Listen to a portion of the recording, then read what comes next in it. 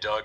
You've said before that you don't necessarily mind taking 35 threes if they're good looks. Did you mind taking 35 threes tonight? Were they kind of the looks that you wanted? Uh, it's when you can win a game and it's ugly and you take that many, it's easier to say yes. And when you lose it, it's easier to say no. So we need to keep some perspective. It's somewhere in between. We have to be able to make some of those shots. To be honest with you, with our size, um, and some of our players had a couple, just rough shooting nights.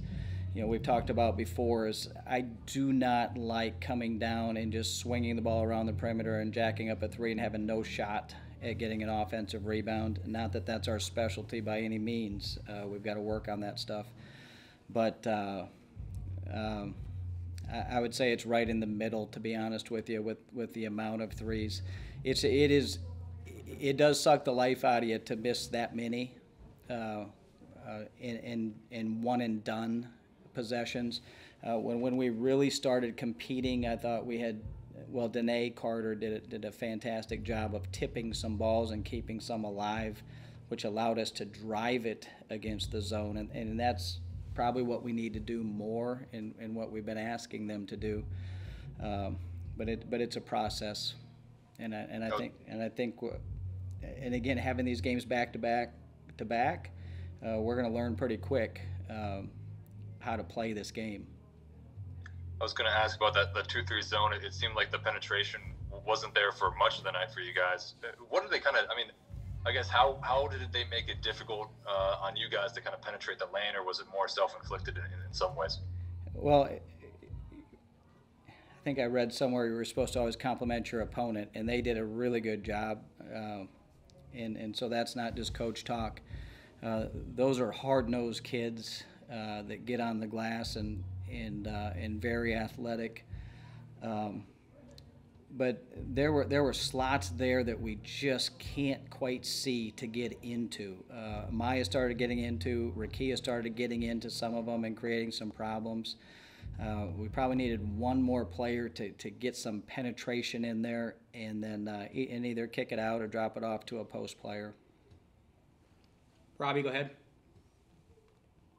Coach, can you take me into that? I think it was the second to last defensive possession. When I think they had 30 seconds left on the shot clock, 34 seconds left in the game. Decided not to foul until 4 seconds left in the shot clock. What was the thought process there? Yeah, the thought process was we were hoping to put some pressure on them, see if we could make them a little nervous. But they're a veteran team, to see if we could get a turnover. So we didn't want to foul early. And I had burned too many timeouts, to be honest with you, to get my message across. We were out, and I would like to have fouled around 10, and then by the time they heard it or could see it, it ended up being around 4. I mean, that thing hits the rim. Maybe we secure it and we could advance it. Well, we couldn't advance it because we had no timeouts. We didn't have enough time to make a play. So the foul probably should have occurred around 10. It's nobody's fault. It's not the player's fault. That message was not able to get across to them. But the theory was we wanted to pressure them to see if we could make them cough it up, and we were pretty good at getting some steals and then maybe advance it that way. We weren't able to do it. They took care of the ball, and then I didn't think there was enough time left, so we needed to foul, but the 4 seconds was too late. We wanted that to be around 8 to 10. One more question. Anastasia obviously didn't play today. Do you anticipate her being able to play this week?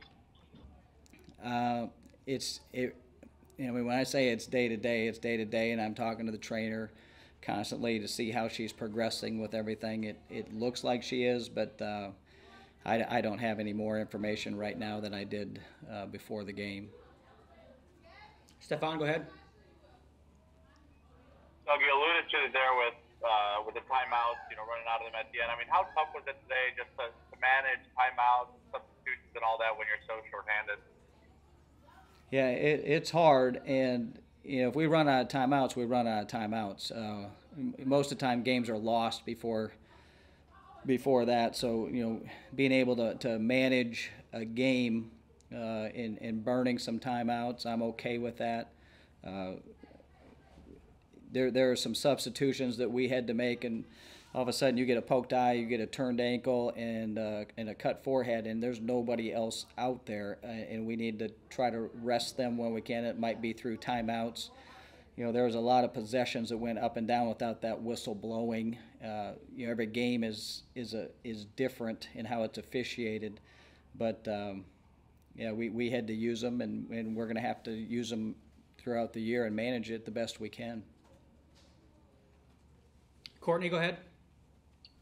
Coach, obviously a lot of struggles today between shooting and rebounding, but is there one that you're looking to address first before you guys get back to action in the coming days? Yeah, we'll be addressing the team a little bit later tonight.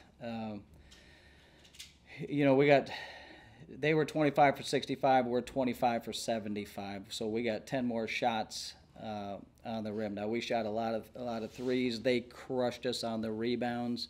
We turned them over a little bit more. It's always a game about possessions, and getting beat that bad on the glass, we can't force enough turnovers to compete with that in terms of the possession game.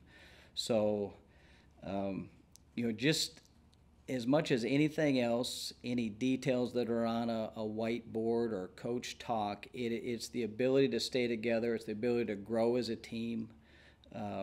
These are really important times in you see teams right on the edge, and they can sway one way or the other, where one loss turns into two, turns into three.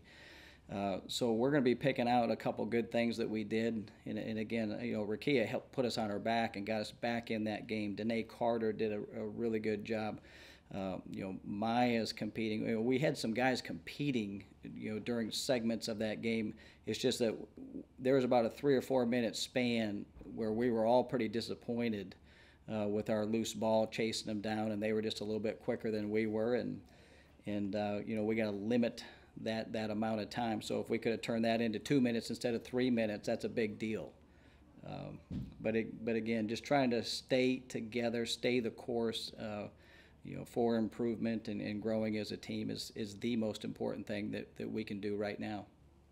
We'll wrap things up with Robbie. Yeah, Coach. Obviously Jackson State has played some good teams this year and been in the game with them. I think they were in the game with Miami, with Ole Miss, Texas, Arkansas. They got some size and they got some guards too. What's your early thoughts on the challenge that they bring?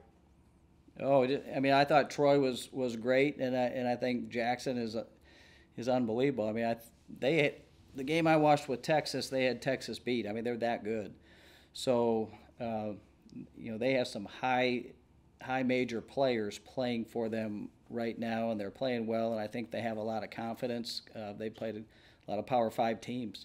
So, we're going to have our hands full tomorrow, and we need to regroup. We need to be mature, and we need to move forward after this game.